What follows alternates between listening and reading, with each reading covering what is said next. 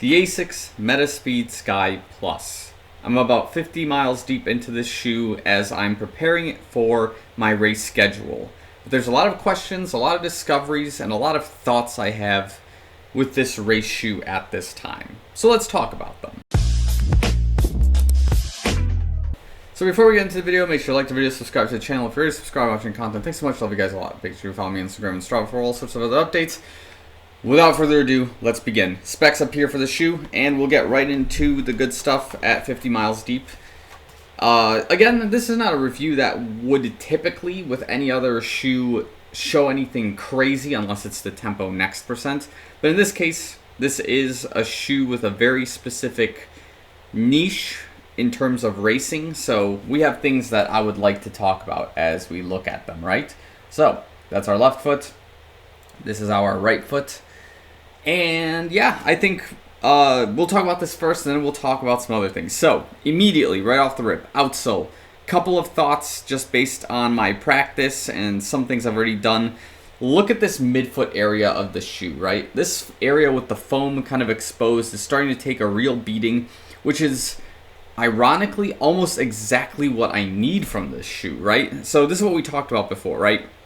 That the specs of the shoe highly resemble the Alpha Fly 1 from Nike, right? With that 39mm heel, 35 forefoot, 5mm offset. So the shoe is aiming to keep your foot a little bit more neutral, and it's trying to keep your heel a little bit more stable like this, right?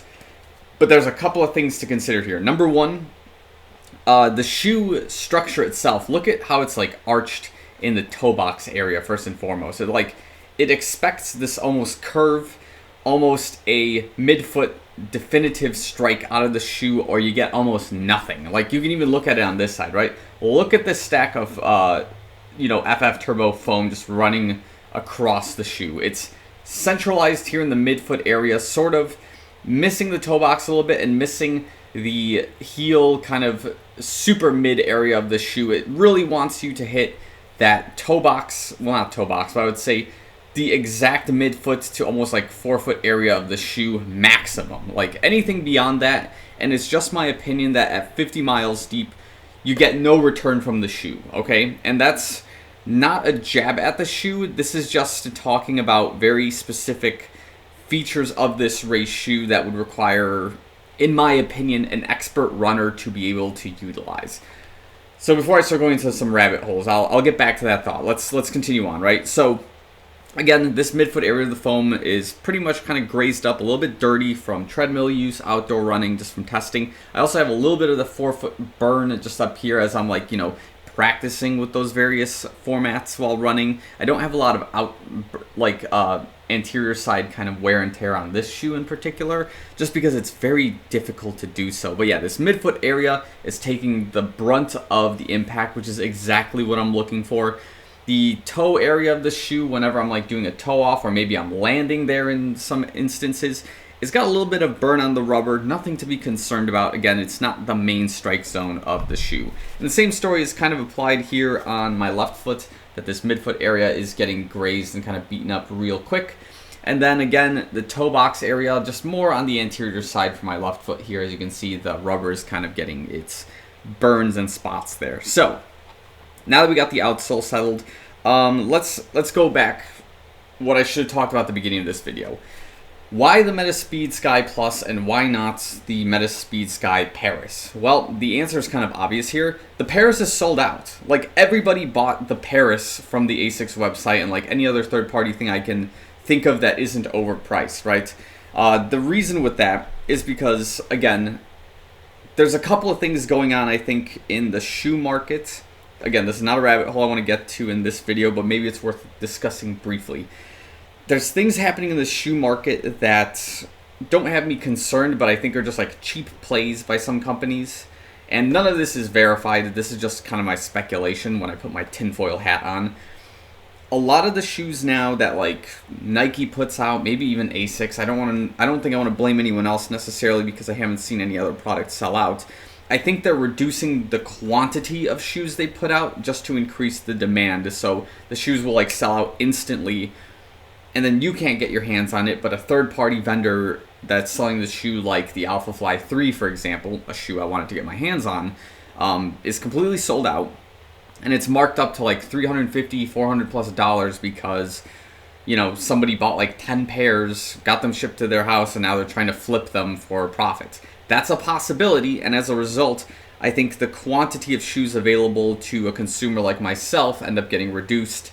And that may have been what happened with the MetaSpeed Sky Paris as well. Again, I can't verify anything. These are just my thoughts as I'm like observing that this is an Olympic year, that there's a lot of runners globally all the time, that, you know, different product comes out, everybody wants their hands on new product. Cool. So that's why we have the Sky Plus. And again, I had a doctor's recommendation to at least try the MetaSpeed Sky series of shoes, so we're going to start with the Sky Plus, and that's why we're here, right? So now that we got that question out of the way, that was a total tangent, let's get back into the review of the shoe as well. So, other things worth noting, one of the cons, I think, of this shoe as of right now, it's not a major con, it's just something you got to play around with as a runner, is that the fit of the shoe overall could do me better if I was a half size down. And what I mean by that is, yes, there's a lot of room in the toe box, it's like really spacious. But what's happening is I can't figure out the lock when it comes to the shoelaces directly on top of my foot. What's happening there is I'll put my foot in, I'll tie it up, and I'll have some looseness in the heel and in the forefoot area, and the foot's kind of just wiggling around in the shoe. And then if I tighten it more, what's happening now is the shoelaces with these, I guess like these ridges are starting to drill into the top of my foot and giving it like some pressure points, more or less.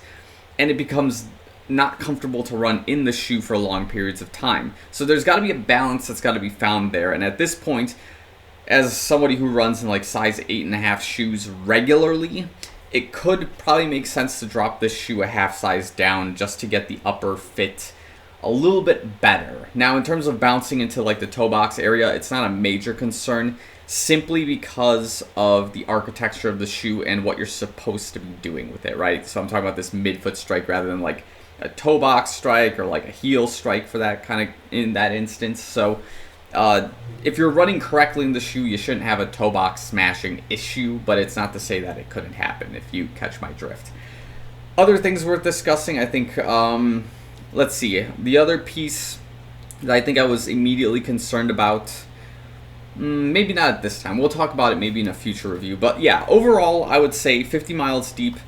The concern here with the shoe was, could I make it a race day shoe for my half marathons or like slightly below half marathon distance and over, right? Because the discussion with, you know, my running doctors and my form assessment doctors is that a shoe with about this offset should be about where somebody with, you know, my femoral anteversion and like other biomechanical pieces to my running form is occurring, should be running in this thing comfortably. And there's a massive learning curve with this now, of course, because like when I've been spending all of my time running in like a Vaporfly, which has this 8mm offset, so a shoe that's got a higher heel but also runs kind of outward as well. Now I'm used to running with like my feet a little bit more out, you know, kind of anterior in regards to the shoe. But now when we take this shoe with a slightly more natural kind of feel, and now my ankles are starting to cave in a little bit, there's a little bit of a change in the biomechanics. Nothing like negative, it's not forcing any change, it's just trying to get back to the natural running form that my feet would otherwise like be comfortable with and be able to maximize my efficiency and my like speed potential, right? So what's happening here is that I would consider this on a scale of like beginner to expert level running tier shoes.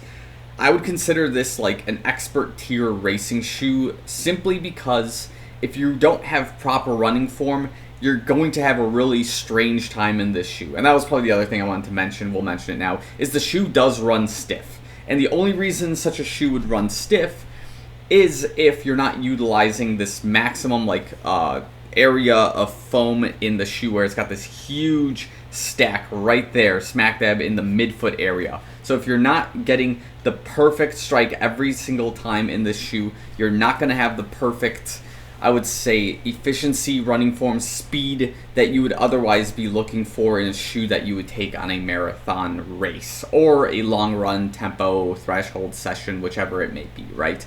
So I would consider, like, if I had to put a tier together, like, right on the fly, right?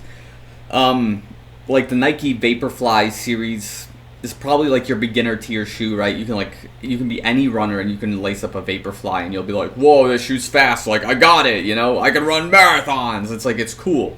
And I like that shoe, and despite it being a beginner tier, it's just, the shoe can be used for like almost any distance, any time, right? And it's like the perfect race day shoe.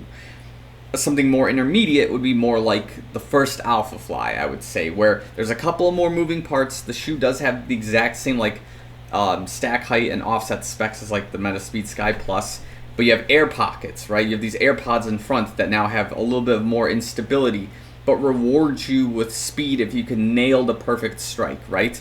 And then now when you get into like this MetaSpeed Sky Plus, where you have just foam, just carbon plate, extremely stiff foam. Like, the only way you're going to get the maximum kick from this shoe is if your running form is next to perfect for your biomechanics. So that's just my opinion at this time, 50 miles deep. And it's worth noting that, like, I'm nowhere near perfect with this running shoe right now, and it's got me concerned as I roll into like the Soldier Field 10 mile week and then the Chicago 13.1, because I want to take this shoe on half marathon race day scenarios, but I don't know if I'm quite there yet because my running form isn't quite there yet either. So those are some of the things I'm thinking about at this time with the MetaSpeed Sky Plus. Would I love to get my hands on the Paris? Absolutely. And when I do, because it's going to be a when, not an if. Like, when I do, we'll talk about it, but for sure, right now, the MetaSpeed Sky Plus is the shoe that I'm going to do my absolute best to be able to take on a half marathon race and have an extremely efficient, extremely good time with. But it's going to take some time. That's the only catch-22 here. It's not a shoe that you can easily lace into and just have the greatest marathon of your life. And now, if you disagree with me, let me know in the comments below. If you've owned this shoe and you just laced up and you're like, yep, half marathon or marathon and like killer good time, best shoe I ever rode, like, let me know, right? Let me know the conditions of how you got to that point. Were you always running in a 5mm offset shoe? Was your form just always great and then you put this on and then your form got even better? Like, I don't know.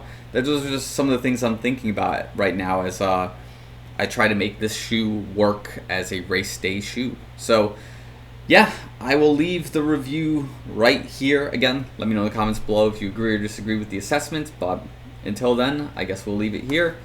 Thanks so much for watching. I'll see you guys in the next one.